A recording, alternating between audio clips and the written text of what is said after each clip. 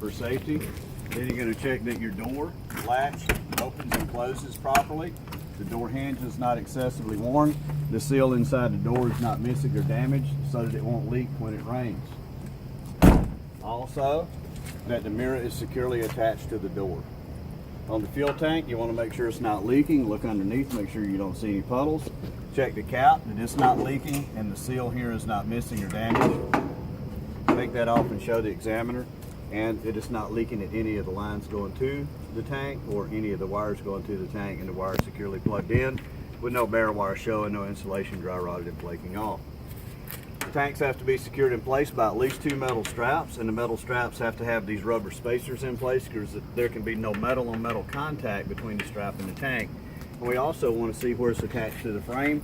There are no cracked or broken brackets, no loose or missing parts. The steps should be securely attached, not broken, cracked, or damaged, free of ice, snow, grease, debris, anything that would make me slip or trip as I get in and out of the vehicle. Now I'm looking on the side of the vehicle for a turn signal. Some of them are up here close. This one's all the way back here. My turn signal securely mounted, clean, not cracked or broken, and amber in color. On the side of the truck, there should be no rips or tears, cuts or bulges in the skin of the vehicle. Any cargo doors should be securely latched so that nothing will fall out as we drive up and down the road. When you get in between the truck and trailer, remember A, B, C, D, E, F, G, and everything that stands for. Right now we're doing Form B. A is for airlines. Well, airlines is not part of Form B. That's part of the coupling. B is for back of the truck. Yeah, that's part of it. So the back of the truck, like the side, has no rips, tears, cuts, or bulges in the back. Everything mounted on the back is securely mounted with no loose or missing parts, not broken, cracked, or damaged. The lights, not broken, cracked, or damaged, securely mounted. These are clear in color because these are the ones that we turn on so we can see how to couple and uncouple at night. C is the catwalk. Catwalk should be securely mounted, not broken, cracked, or damaged, free of ice, snow, grease, debris, anything that would make you slip or trip as you get up and down, including the steps going up to the catwalk. D is for the drive shaft. The drive shaft should not be broken, cracked, damaged, or missing. And the universal joint at the front of the drive shaft and at the rear of the drive shaft should have no loose or missing parts and no debris trapped inside it. There's another short drive shaft between the 2 axles that you need to check the same way. E is for electrical connection, but that's part of the coupling. We're not doing that right now. E is also for exhaust. Yes, that's part of the truck. Make sure, one, the exhaust is not leaking. Make sure it's securely mounted, not broken, cracked, or damaged. The mounts that are attached to the truck securely attached with no loose or missing parts. And everywhere the brackets attached to the exhaust itself, securely mounted with no loose or missing parts. There should be no sign of soot at the connections, which would be an indication that it's leaking there. And then you need to look at the exhaust underneath, see where it goes back up to the motor, make sure there's no place where the exhaust comes into contact with air lines, electric lines, or fuel lines, or anything else that may be damaged by the heat that the exhaust makes. After E is F, frame. That's part of the truck, so the frame, again, not broken, cracked, or damaged, or bent. F is also fuel tank, which I've already done. G is for glad hands, which is part of the coupling. No, we're not doing that right now. Then, the instructions were to inspect one of these axles. You need to pick which one. Do you want to do the front one or the rear? Pick one and do everything on that axle. Every axle has a suspension system. Every axle has a brake system. Every axle has rims and tires in either axle or hub seal. So starting with the suspension system on the front axle, I've already talked about the frame, so now I'm going to talk about the spring mount, not broken, cracked, or damaged, securely mounted to the frame with no loose or missing parts. And I'm going to check at the back to see if there's another spring mount, but no, instead I find the airbag mount, securely mounted to the frame with no loose or missing parts, not broken, cracked, or damaged, and the airbag itself, not leaking or damaged.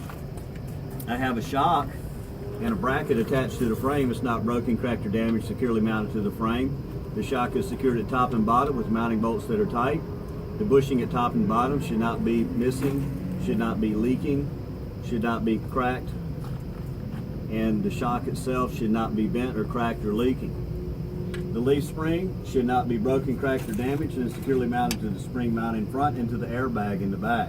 If you look on the bottom of the airbag, you can see where it attaches there. Also, the leaf spring is securely held to the axle by 2 U-bolts that are not broken, cracked, or damaged, and the nuts on the bottom of it are not missing or damaged. Now this one does not have a torque spring on it. So I'm going on to the brake system. I see my brake chamber here, but I'm going to start first with the air hoses going through the brake chamber. They're not cut, spliced, chipped, or worn. They're not dry rotted. There's no indication they should leak. They're securely attached to the brake chamber. The brake chamber is not rusted or dented or leaking. Both of the clamps are in place, not missing, damaged, or loose. I can see the bracket it's attached to is not broken, cracked, or damaged. I can see the two bolts holding it in place are not loose or missing. I can see where the push rod and slack adjuster connect. There's no loose or missing parts. The push rod and slack adjuster is not broken, cracked, or damaged. I'm going to look into the foundation brake area to see that the brake liner has at least a 1/4 inch of pad on it. It's not broken, cracked, or damaged. The drum is not broken, cracked, or damaged. And no dirt, oil, or grease inside the foundation brake area. Then I'm going to check the inside and outside of this rim, the inside and outside of this rim, and make sure that neither is bent or cracked or have a welding repair, and that they both have a metal valve stem with a cap that's not damaged or leaking. This is where we will check for proper inflation of both of these tires with the tire pressure gauge. These drive tires have to have at least 2 30-seconds of tread in every major groove. Both the tires should be evenly worn. The inside and outside sidewalls of both of the tires should have no abrasions, bumps, or cuts. The space between the tires should be equal all the way around, no place where one tire touches the other, and no debris trapped between them. There should be no missing lug nuts or loose lug nuts. There should be no rust trail or shiny thread to indicate a loose or stripped lug nut. The axle seal should not be leaking. None of the axle seal bolts should be loose or missing. Then at the back, I want to check that the mud clamp is securely mounted, not dragging on the ground, not rubbing on the tire, not broken, cracked, or damaged, with no loose or missing parts. The lights on the rear should all be securely mounted, clean, not cracked or broken, in red in color, except turn signals can be red, yellow, or amber, and of course my backup light is going to be clear in color, as well as my tag light. Now let me go to the other side to see if there's anything different. Because I was told only inspect things on the other side if they're different. As I go over here to pretend I'm looking for something different, what I'm really doing is making sure I didn't miss anything. In my mind, I'm saying, did I talk about the door, the mirror, the steps, the tanks, the side of the truck, the lights? Did I talk about the A, B, C, D, E, F, G between here? Did I say everything I needed to on this axle? Did I do the mud flaps and the lights? Yes. Okay, what would you like me to inspect next?